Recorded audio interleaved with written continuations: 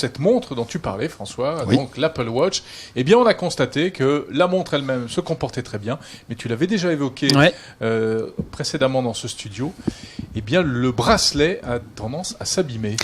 Oui, j'en avais parlé dans mon test. On en a pas mal parlé aussi sur Twitter. Alors beaucoup de gros fans d'Apple m'ont dit je sais pas ce que t'as fait avec, patati, c'est normal, c'est un bracelet en acier, etc. T'as fait rouler une voiture dessus. Donc voilà, j'ai juste remarqué qu'au bout d'une semaine d'utilisation, c'est très court pour une montre. Le bracelet était quand même bien abîmé. Je pense que là, vous voyez les images à l'écran. Wow.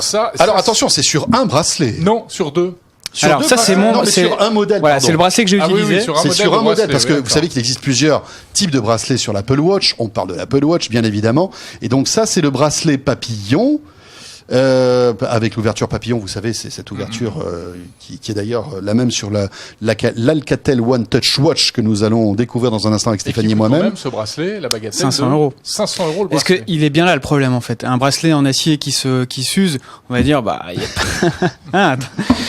y a pas de, je veux dire, c'est assez courant, mais des bracelets à 500 €, c'est quand même beaucoup moins courant. Et donc qu'il se détériore, qu'il s'abîme aussi vite, aussi rapidement, c'est un peu embêtant.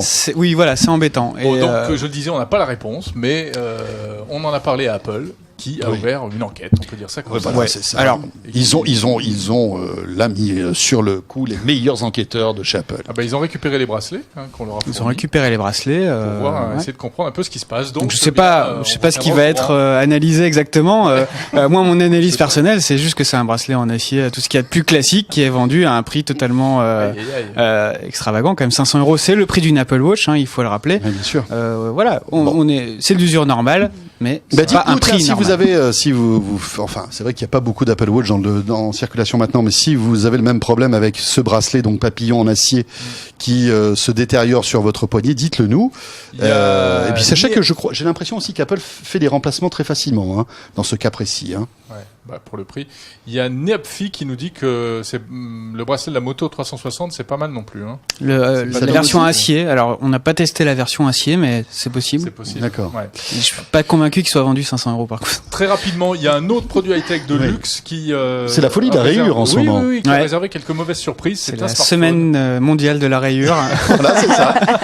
Qui fait vraiment plaisir aux zèbres d'ailleurs, si je puis me permettre entre nous. Enfin bon, c'est pas grave. Oui. On peut continuer. Ouais, alors micro-scandale, cette fois du côté de Samsung. Nos confrères de Sammobile, c'est un site très informé qui suit de très près tous les produits Samsung, a remarqué que les S6 étaient sujets à des rayures sur l'écran dès lors qu'ils étaient utilisés avec vous savez, les coques, les étuis de protection. Qui sont vendus. Voilà, des étuis d'origine. Comment il s'appelle, Stéphanie? Clearview, c'est ça? Bon. En tout cas, vous savez, ces petits, ces coques à rabat, voilà. Et donc provoquerait des rayures sur l'écran, ce qui est quand même assez hallucinant parce que ce sont des coques estampillées Samsung, qui sont censées protéger l'écran. Voilà. Donc ça c'est sorti il y a 7 jours et on a appris hier que Samsung est au courant du problème. Cherche une solution. En fait, ils sont cachés derrière un rocher. Cherche une solution, mais il n'est pas encore question aujourd'hui de retirer ces étuis du marché. C'est là que c'est un peu problématique. Donc aujourd'hui, on vous conseille quand même assez, franchement, de pas utiliser ces coques. Moi, j'ai peut-être un semblant d'explication. C'est quand même une cover qui coûte aux alentours de 70 €, donc c'est quand même pas mal. Et je pense que ce sont les petits diamants incrustés dans l'intérieur de la cover qui viennent rayer l'écran. Ah, d'accord. Ça doit être ça. C'est les diamants incrustés.